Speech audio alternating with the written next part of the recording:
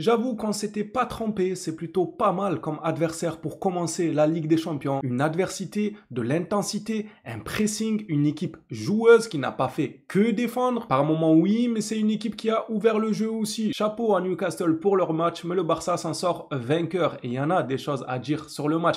Déjà, est-ce que je peux donner mon sentiment dès le coup d'envoi de ce match lorsque j'ai vu Newcastle nous enchaîner attaque après attaque, pressing, ils nous ont asphyxiés.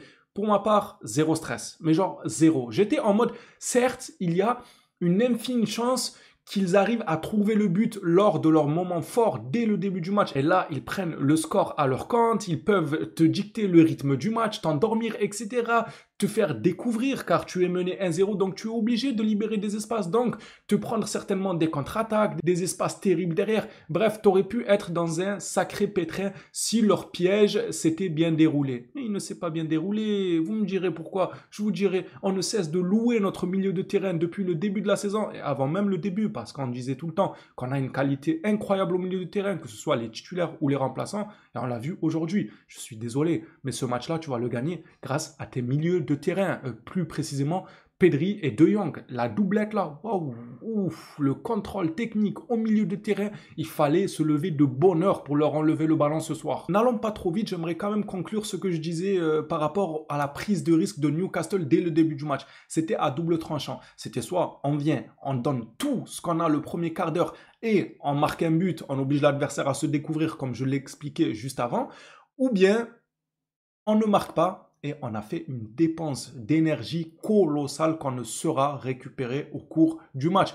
Et c'est ce qui s'est passé. Moi, quand j'ai vu ça, allez-y seulement. Ok, j'espère que vous n'allez pas mettre un but quand même, mais faites, attaquez, pressez autant que vous voulez. Ils étaient à deux doigts. C'est pas ils étaient à deux doigts, ils pressaient même Juan Garcia. C'est pour dire à quel point les joueurs de Newcastle étaient avancés dans notre partie de terrain. Ils étaient limite à côté de leurs supporters qui se trouvaient derrière Juan Garcia. En début de match, je parle. Ils ont fait un pressing intensif, mais ça a été un échec total car ils ont buté sur un gardien rempli de sérénité. Juan Garcia, qu'est-ce qui me fait plaisir depuis le début de la saison. Je revis avec un tel gardien qui dégage autant une sérénité. Ils ont buté sur lui, il a sorti 2-3 parades super intéressantes et même hormis les parades, il était rassurant. Lors des corners, il sortait, il s'imposait dans sa surface, même lors des centres. Vous savez, ces centres-là, pas forcément sur le gardien, ni au point de penalty, dans la zone dangereuse entre le gardien et le point de penalty, il n'hésitait pas à se coucher, à aller chercher ce ballon loin de sa ligne de but. Il ne restait pas caché à sa ligne. Oh, moi j'ai un gardien en tête, je vais pas citer son nom, c'est bon. Ça va être comme, comment il s'appelle, Voldemort ou je sais plus comment il s'appelle. Je vais plus citer son nom, lui. Il restait sur sa ligne, il était comme ça lui mettait un centre flottant entre le point de penalty et sa ligne, lui il restait sur sa ligne, il était comme ça. Ça va être repris par un attaquant adverse ou pas? Est-ce que ça va être repris? Va la chercher, mon gars, sort. Il t'a appris aujourd'hui, Juan Garcia. Et en plus de ça, le commentateur, il nous dit, oui, le gardien principal, que je ne veux pas citer le nom, devrait revenir d'ici quelques temps après une blessure d'eau. Mais il va jamais revenir.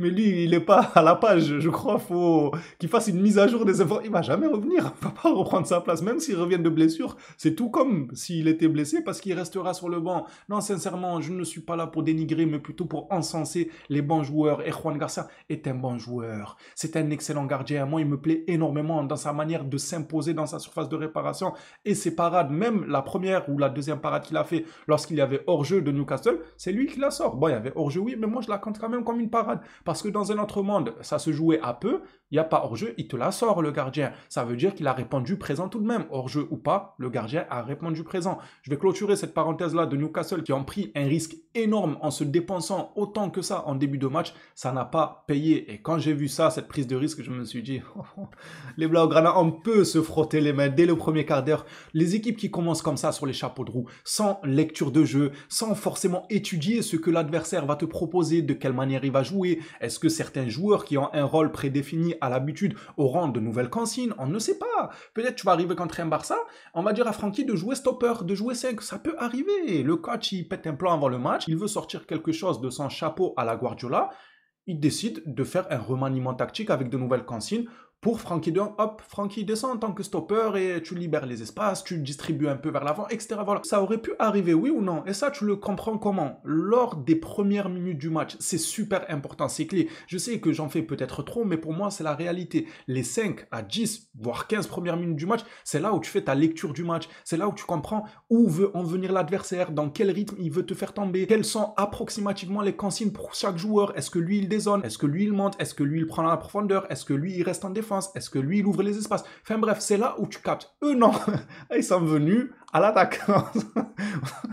On s'en fout, remaniement tactique, à l'attaque. Nous, on attaque, on attaque. Eh mais c'est pas comme ça, c'est pas comme ça, t'es puni. Ça paye très rarement. Encore une fois, je le conçois que ça peut payer. Si tu ouvres le score lors de ton temps fort, dès les 10 premières minutes de match, tu prends le match à ton compte par le bon bout, ça peut payer. Pour ma part, par expérience de ce que j'ai pu voir, ça paye rarement. Tout ce que tu fais, c'est une dépense d'énergie. Je dirais pas inutile non plus, mais pas très utile aussi, voilà. Situez ça où vous voulez. C'est pas nécessaire les 10 premières minutes du match. Prends le temps de lire ton match et ensuite tu peux lâcher les chevaux, courir dans tous les sens, presser au maximum et tout ce que tu veux. Bref, voilà, c'était pour la petite analyse du début de rencontre car j'imagine que ça a dû faire peur à plus d'un. Maintenant, rentrant un peu côté Barça spécifiquement, individualité et ce qui s'est passé. Mais le milieu de terrain, le contrôle de balle, je te revois, je me dis mais c'est pas possible. Mais ils jouent sur des nuages, ils ont des overboards. Vous vous rappelez la mode des overboards là? J'en ai jamais fait, j'ai raté cette mode. Je sais même pas si je sais en faire ou pas les overboards. Mais j'avais l'impression que De Jong et Pedri, ils étaient sur des overboards dans le match. Pedri, c'est n'importe quoi. Même Frenkie, je veux pas qu'il soit caché par le talent de Pedri parce qu'il a été étincelant ce soir. J'ai énormément apprécié leur match. Ils étaient très sereins. Ils ont subi zéro pression, zéro stress ils avaient dans le match. Et malgré le très bon pressing de Newcastle que je vais louer encore une fois, mais eux, ils n'ont pas ressenti cette pression. Ils ont toujours su se défaire du pressing. Parfois, tant bien que mal, en première période, c'est vrai qu'à des moments, on a eu du mal, mais à majorité, ça s'est plutôt bien passé. Maintenant que j'ai assez encensé le milieu de terrain, j'ai envie de l'encenser pendant 4 jours, la vérité.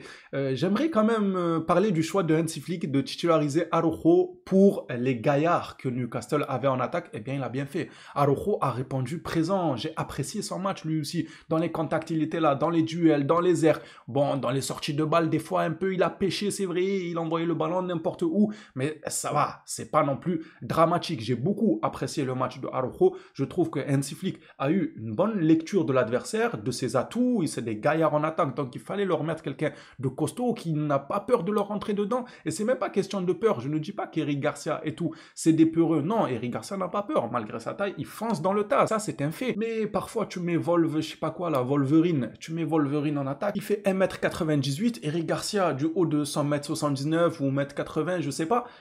Il va peiner un peu dans les duels aériens. Tout courageux qu'il est, il peut sombrer à un moment du match. Le choix de Flick a payé. Araujo a répondu présent. J'espère qu'il continuera à répondre présent de la sorte, car ça, c'est le Araujo qu'on avait connu et j'ai beaucoup apprécié. À ses côtés, pareil, je trouvais la défense assez bonne, même si c'est vrai, Gérard Martin, de son côté, a pris le bouillon, mais malgré qu'il ait pris le bouillon, que quasiment toutes les occasions dangereuses venaient de son côté, moi, je vois une amélioration, Gérard. Là, je ne vais pas non plus l'encenser parce qu'il ne fait pas non plus un match XXL, mais il est loin de faire un match nul aussi. Je le précise parce que je vois certains lui tomber dessus à tort. Certes, je vous l'accorde. C'est à vous. Oui, toutes les actions dangereuses pratiquement sont arrivées de son côté, c'est une chose. Mais si on voit ce qu'il faisait du ballon, ses récupérations, ses poussées de balle, je trouve qu'il y a une petite amélioration en termes de maturité dans sa manière de jouer. Voilà, maintenant défensivement, il reste encore beaucoup à améliorer. Je ne dis pas qu'il a les qualités pour être titulaire de Barcelone à l'heure actuelle. Ça non, toujours pas, il faut travailler pour y arriver. Mais je dis juste que je vois une petite évolution dans sa manière de jouer. Ne lui tombez pas dessus, il ne mérite pas. Sur ce match-là, pour moi, c'est pas un match où il mérite qu'on dise ah il est nul, il fait un match nul. Je le précise parce que c'est paradoxal. Les actions dangereuses sont venues de son côté, mais j'ai vu une certaine amélioration quand même. C'est paradoxal. C'est pour ça que je le précise. Je sais que beaucoup peuvent tomber sur l'analyse facile de se dire ah les actions dangereuses de son côté, ok, son match il est nul et il a servi à rien. Je serais pas totalement d'accord, sans pour autant dire qu'il fait son meilleur match ou qu'il mérite d'être titulaire du Barça. Loin de là, vivement le retour de Baldé. D'ailleurs, maintenant allons de l'autre côté du terrain les gars. Koundé. Faut vérifier ses crampons, lui. N'a-t-il pas mis de la glu sur ses chaussures aujourd'hui? Hein, j'ai l'impression qu'il a mis de la colle UHU ou je sais pas quoi là, à l'époque, la colle jaune. D'ailleurs, en parlant de couleur jaune, tout ça, c'est quoi cette tenue là? On dirait des stabilos sur le terrain. On a voulu faire un clin d'œil à la rentrée scolaire des enfants. C'est quoi cette tenue? C'est quoi cette couleur? On va faire la circulation, priorité à droite, stop, céder le passage. C'est que... Oh, bref, c'est pas grave, on a gagné. Sinon, je serais tombé encore un peu plus sur la tenue, je pense. Koundé, extraordinaire son match, solide, patron, comme d'habitude, une maturité dans sa manière de jouer, passe décisive pour Rashford, magnifique. Il récupérait le ballon parfois, carrément, on avait l'impression que c'était avec une facilité. Je vous ai dit, le ballon lui collait au pied ce soir, j'ai beaucoup apprécié. Et justement, en parlant de sa passe décisive à Rashford, wow, les deux buts là, les deux sont beaux, hein. Pour mettre les choses au clair dès le début, parce que peut-être qu'il y en a qui vont m'incendier, les deux sont beaux, mais dans le contenu, on attend un peu plus. Lui, je ne vais pas trop lui tomber dessus à Rashford, parce que non seulement il est nouveau, oui, quoi que l'on dise, il est toujours nouveau, il vient d'arriver dans un nouveau club, il n'a pas non plus 20 matchs et même pas quelques matchs de titulaire en jouant 80 minutes pour atteindre une certaine régularité, un rythme et tout. Donc je ne vais pas lui tomber dessus. Je mets juste le point sur le fait que, hormis les deux buts, si on enlève ces deux buts, on aurait eu à dire de son match. Et je vous promets qu'il y en avait des choses à dire. Dans le dernier geste, il avait des choix des fois. Tu avais envie de lui dire, wesh, mon frère, tu viens de débuter le football ou quoi? Abuse pas, joue plus simple, ne te complique pas la vie, assure tes passes. Bref, il a mis ses deux buts.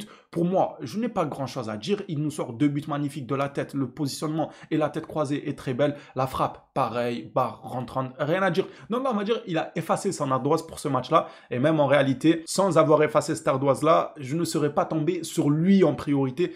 Car comme je l'ai dit, il est nouveau, il montre de bonnes choses, il faut qu'il s'adapte au club. C'est une nouvelle manière de jouer à Barcelone, surtout en Liga avec les blocs bas. Là, à Newcastle, je l'ai dit dans la vidéo précédente, que j'attendais quand même un bon match de sa part parce qu'il est habitué au jeu de la PL, à ce qu'il y ait des transitions rapides, de l'espace, de la profondeur, des tirs de loin. Je ne me suis pas trompé, il a marqué sur un tir de loin, il a pris les espaces à un moment quand il laisse le ballon passer et qu'il file sur les 30-40 mètres en galopant. C'était magnifique à voir. Il a su, mine de rien, montrer de belles choses. C'est pour ça que je ne veux pas lui tomber dessus. Je mettais juste en avant le fait que les deux buts étaient bien tombés pour lui, c'est super, franchement je suis très content pour lui, j'espère qu'il continuera comme ça. Par contre, je vais être peut-être un peu moins clément pour Rafinha. Rafinha, trop c'est trop.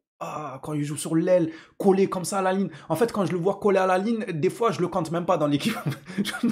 Je vous jure, quand je vois la tactique, enfin, la tactique ne veut rien dire sur le papier. C'est sur le terrain, encore une fois, la lecture du match, tout ça. Vous vous souvenez? C'est sur le terrain, encore une fois, qu'on voit le joueur, quelle consigne il a. Est-ce qu'il a la consigne de dézoner, venir tourner autour du 9, coller le demi-espace entre le 9 et l'ailier, vous savez, du côté droit ou gauche de la surface. Lorsque je le vois dans ces zones-là, je suis content. Je me dis, c'est un gars qui peut clutch. C'est un gars qui peut t'allumer à 30-40 mètres la cage. C'est un mec qui peut, en 1v1, être très très clinique et chirurgical. Il nous l'a montré avec son nombre de buts de la saison dernière. Par contre, quand je vois dès le début du match qu'il colle la ligne là, je me dis on va assister à un désastre technique. Parfois je me demande les Ronaldinho et compagnie, qu'est-ce qu'ils en pensent quand ils voient le niveau technique de Rafa. Mais en fait, n'essaye pas. Non, moi c'est juste ça que j'ai à dire. N'essaye pas. C'est quoi ça? Une tentative sur une, elle est échouée. On peut même pas dire il réussit un dribble sur deux. Non, il en échoue 3 sur 2. Il tente 2 dribbles, il en échoue 3. C'est la première fois que je vois ça. Et comment c'est possible? Il a fait 2 dribbles. Comment il peut en échouer 3? Allez réveiller Einstein là, il faut élucider ce mystère. Comment c'est possible mon frère? Oh, dose un peu, ne fais pas de dribble. On te demande pas de dribbler. On a compris que tu étais un joueur clinique, un joueur qui joue avec la tête dans ton positionnement, dans les appels de balles, dans le fait de se dépenser, parce que lui aussi, côté énergie, il en impose sur le terrain. Voilà, la grinta, on connaît, Rafinha, tout ça. Il a des qualités. On ne dit pas que c'est un nulard, mais on dit juste, force pas les gestes techniques. Tu peux pas, tu peux pas. Au bout d'un moment, on a trop subi. On a trop subi des trucs où tu te dis, ou le crochet de l'extérieur, après il fait n'importe quoi avec ses pieds. Tu vois, le ballon il passe derrière lui, il revient devant lui, il titube, il tombe, il se relève. Il joue comme un gars qui mise sur les chevaux au PMU. Il tient pas sur ses deux pieds lorsqu'il fait des dribbles. Bref, Rafinha, il faudra régler ça. Soit tu essayes de jouer plus simple, soit on va dire 2 mots à Flick pour qu'il te mette un peu plus sur le centre et non pas forcément coller la ligne parce qu'il a du mal. J'ai pas apprécié son match aujourd'hui dans le rendement, surtout la première période. Avant qu'on marque là, lui et Rashford, je me disais, les deux là, ils se regardent dans les yeux en termes de technique. Mais bon, tranquille, calme, la victoire au bout du compte. Personnellement, je n'ai pas stressé lors du match. J'aime beaucoup cette sensation que j'ai d'entamer les matchs avec zéro stress. Des fois, ça va certainement retomber sur moi et on va perdre, mais je sais pas, je suis serein avant les matchs de Barcelone. Quand je vois la qualité de notre effectif et le tout sans Lamine Yamal, alors je ne dis pas que tout a été parfait dans notre manière de jouer. Il y aura toujours des trucs à régler, mais au bout du compte, on commence notre Ligue des Champions par une victoire, par les 3 points hyper importants dans un stade hyper compliqué. D'ailleurs, l'autre, la Ferdinand, je ne sais quoi, il nous disait le Barça ne sait pas à quoi s'attendre chez nous à Parc. On n'a rien vu. C'était un parc pour Pedri et De Jong, c'est tout. Un stade parc, je sais pas quoi là. C'était juste une promenade de santé pour Frenkie De Jong et Pedri. Bref, les Blaugrana, j'espère avoir couvert un maximum de détails durant le match. Désolé si j'en ai oublié. Je vous laisse m'écrire dans l'espace commentaire votre avis sur le match. Qu'en avez-vous pensé du niveau de Rafinha et de ses gestes techniques, ou encore des magnifiques buts de Rashford? Pensez-vous, comme moi, que cette victoire-là passe par le milieu de terrain? Pour moi, je la titre au milieu de terrain. Tu me dis un compartiment, l'attaque. Pourtant, c'est eux qui ont marqué l'attaque. Mais le football n'est pas que statistique, et Dieu merci. L'attaque, le milieu ou la défense, je vais m'arrêter au milieu de terrain. Je vais te dire, mais ouh, c'était la tour de contrôle ce soir. J'ai beaucoup aimé. Peut-être que j'en fais trop, mais moi, j'ai apprécié. Et quand j'apprécie, je suis obligé de le dire. À votre tour de jouer dans l'espace commentaire. On s'attrape à la prochaine sur le Barça. D'ici là, prenez soin de vous, les phénomènes.